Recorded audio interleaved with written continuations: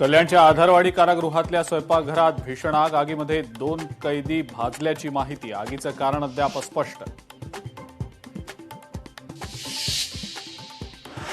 मुंबई पालिकेचा चेंबूर दुर्घटना अहवाल अमान्य. आमदार चित्रा वाघ यांची प्रतिक्रिया.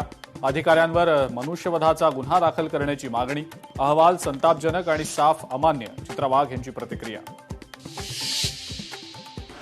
अकोल्यातल्या हिवरखेडमध्ये महाकाय वृक्ष कोसळल्यानं खळबळ. सुदैवानं जीवितहानी नाही, मात्र घटनेनंतर महामार्गावरची वाहतूक काही काळ ठप्प.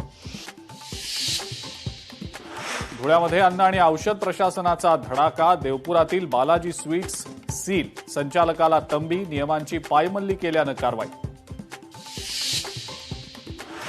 छत्रपती संभाजीनगरमध्ये एमआयएम आणि भाजप नगरसेवकांमध्ये वाद. निदा खानवर कारवाईचा विषय निघताच वाद. भाजप नगरसेविकेनं प्रस्ताव मांडताच एमआयएमचे नगरसेवक संतापले. अकोल्यात केंद्रीय विद्यालयासाठी अंदाजे 8.5 कोटींची जमीन देण्यासाठी स्थानिकांचा विरोध असून सुद्धा जिल्हाधिकाऱ्यांनी 21 अटी आणि शर्ती घालून जमिनीच्या आगाऊ ताब्याचे दिले आदेश.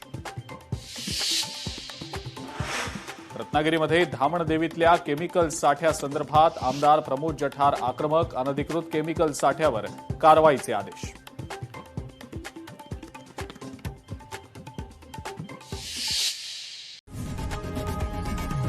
लोकशाही मराठी ऐका, पहा, जागरूक रहा.